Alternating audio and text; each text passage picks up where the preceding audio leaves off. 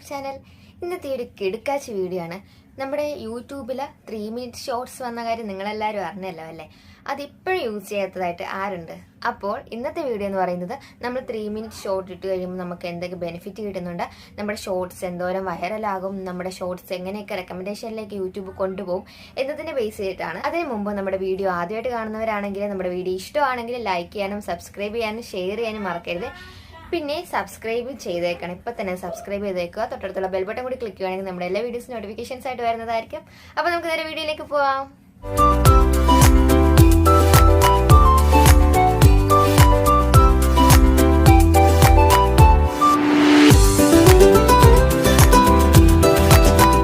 YouTube beginners ആയാലും നമ്മൾ ആദ്യമായിട്ട് യൂട്യൂബ് സ്റ്റാർട്ട് ചെയ്തപ്പോൾ നമ്മൾ ഷോർട്സ് ചെയ്യുമ്പോഴായാലും ആദ്യം നമുക്ക് കാണിച്ചുകൊണ്ടിരുന്ന ടൈം എന്ന് പറയുന്നത് ഷോർട്സിൽ ആദ്യം കാണിച്ചുകൊണ്ടിരുന്നത് 15 സെക്കൻഡ് ആയിരുന്നു. പിന്നെ നമ്മൾ അവിടെ ക്ലിക്ക് ചെയ്യുമ്പോൾ അത് 16 സെക്കൻഡ് ആവും.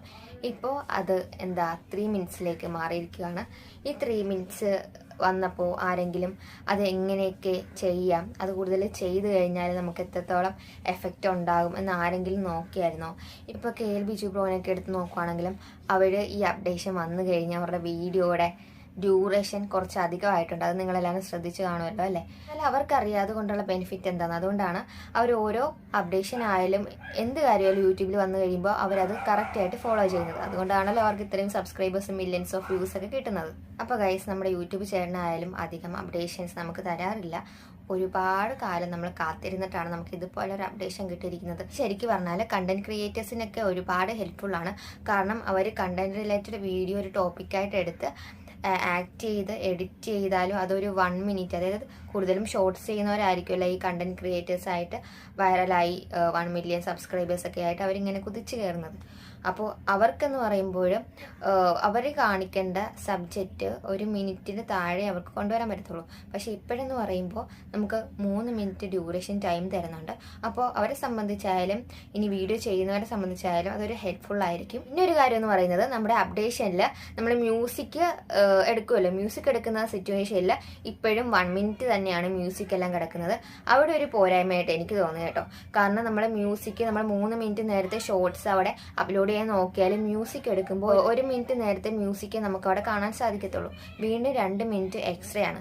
അപ്പോൾ അതിൽ നല്ലതെന്ന് പറയുമ്പോൾ നമ്മൾ എഡിറ്റ് ചെയ്യുന്ന ടൈമിൽ തന്നെ നമ്മുടെ മ്യൂസിക് ഉൾപ്പെടെ 3 മിനിറ്റിൽ ആഡ് ചെയ്യുവാണെങ്കിൽ അത് നന്നായിരിക്കും. പിന്നെ ഒരു കാര്യം എന്ന് വെച്ചാൽ നമ്മൾ 3 മിനിറ്റ് നേരത്തെ മ്യൂസിക് നമ്മൾ യൂട്യൂബിൽ നിന്നൊക്കെയാണ് ഡൗൺലോഡ് ചെയ്യുന്നതെങ്കിൽ അത് ശ്രദ്ധിച്ചേക്കണം. കാരണം കോപ്പിറൈറ്റ് കിട്ടാൻ നല്ല ചാൻസ് ഉണ്ട്. അതില്ലാത്ത രീതിയിൽ എഡിറ്റ് ചെയ്ത് അപ്ലോഡ് ചെയ്യാൻ നിങ്ങൾ പ്രത്യേകം ശ്രദ്ധിക്കണം. അപ്പോൾ നമ്മുടെ ഇടയിലായാലും ഒരുപാട് പേര്, ഞാനിപ്പോൾ ഡെയിലി ഷോർട്സ് ഇടുന്ന ഒരാളാണ്. അപ്പോൾ നമുക്ക് കഴിവ് തെളിയിക്കാനായിട്ട് ഈ 1 മിനിറ്റ് നേരെ നമുക്ക് ഇത്ര നാളെ ടൈം കിട്ടിയിട്ടുണ്ടായിരുന്നുള്ളൂ. അപ്പോൾ നമ്മളെ സംബന്ധിച്ചിടത്തോളം നമുക്ക് കൂടുതൽ സമയം എടുത്ത് നമ്മുടെ കഴിവ് തെളിയിക്കാൻ പറ്റിയൊരവസരമാണ്. അപ്പോൾ ഗൈസ്, നിങ്ങൾ മാക്സിമം ഇത് യൂട്ടിലൈസ് ചെയ്യുക കേട്ടോ. പിന്നെ ഒരു കാര്യം പറയാനാണെങ്കിൽ, ഇപ്പോൾ ഈ ടിന്നെ ഡേ ചെയ്യുമ്പോഴായാലും ഡേ ഇൻ മൈ ലൈഫ് ചെയ്യുമ്പോഴായാലും നമുക്ക് നമ്മളിപ്പോൾ ഒരു വീഡിയോ ചെയ്യുമ്പോൾ നമുക്ക് ഏകദേശം ഒരു 2 മിനിറ്റ് 3 മിനിറ്റ് നേരത്തെ വീഡിയോ ആണെങ്കിൽ പോലും അത് വീഡിയോ ആക്കി തന്നെ നമ്മൾ ചെയ്യണം. പക്ഷേ ഇപ്പോഴെന്ന് പറയുമ്പോൾ ഈ 3 മിനിറ്റ് ഷോർട്സിൻ്റെ അപ്ഡേഷൻ വന്നു കഴിയുമ്പോൾ നമുക്ക് ഷോർട്സ് ആക്കി വരെ നമുക്ക് നമ്മുടെ ഈ ടിന്നെ ഡേ ആയാലും ഡേ ഇൻ മൈ ലൈഫൊക്കെ ആയാലും അപ്ലോഡ് ചെയ്യാൻ സാധിക്കും.